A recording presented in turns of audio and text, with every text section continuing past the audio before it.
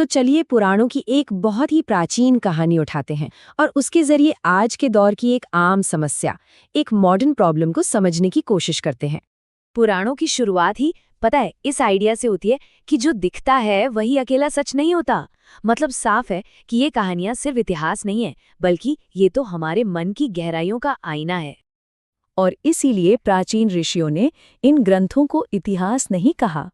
उन्होंने इसे नाम दिया मन का शास्त्र, यानी the science of the mind.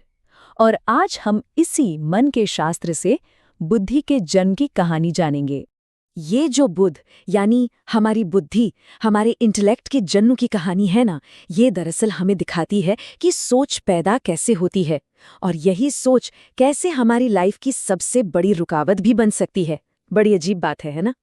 तो चलिए अब सीधे कहानी पर आते हैं। ये कहानी घूमती है 3 मुख्य किरदारों के आसपास। सबसे पहले है देवगुरु बृहस्पति, फिर है उनकी पत्नी तारा और तीसरे हैं चंद्र यानी चंद्रमा, जो हमारे इस चंचल मन का, हमारी इमोशंस का प्रतीक है।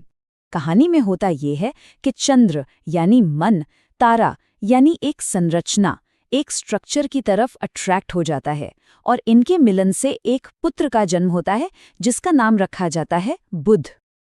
अब यहाँ पर कहानी में एक बहुत ही दिलचस्प मोड़ आता है। ऋषि हमें साफ साफ कहते हैं कि देखो, कहानी को बस ऊपर ऊपर से मत देखना, उसके गहरे मतलब को समझो। वो एकदम क्लियर इंस्ट्रक्शन देते हैं कि अगर इस कहानी को शरीर की कहानी समझोगे तो गलती कर बैठोगे। ये कहानी शरीर की नहीं, मन की है।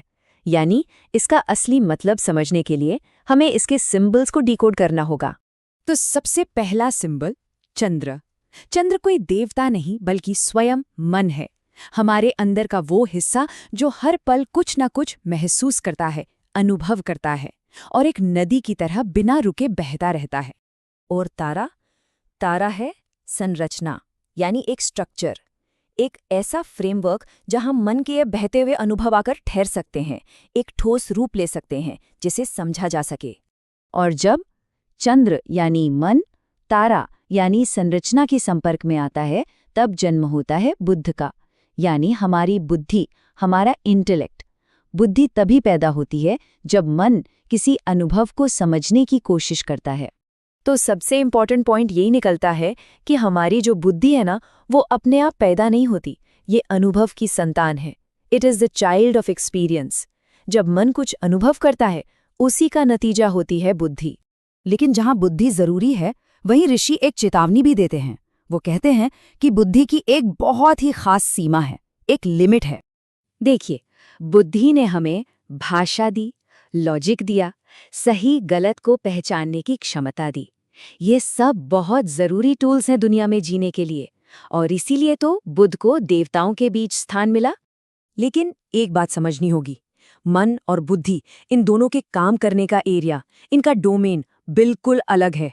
मन अनुभव है, इमोशन है, एक फ्लो है, वहीं बुद्धि लॉजिक है, एनालिसिस है, कंट्रोल है।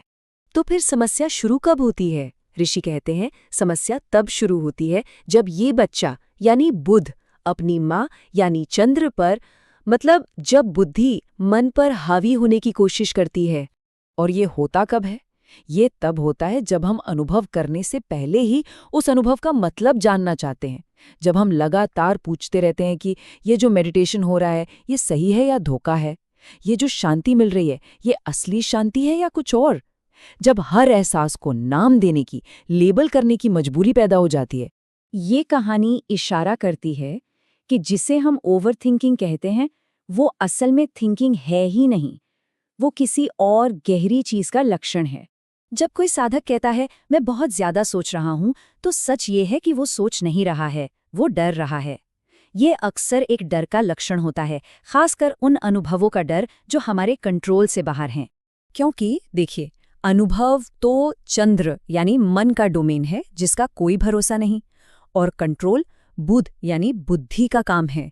तो जब भी बुद्धि को लगता है कि चीजें कंट्रोल से बाहर जा रही हैं, तो वो अपने हथियार यानी एनालिसिस का इस्तेमाल शुरू कर देती है।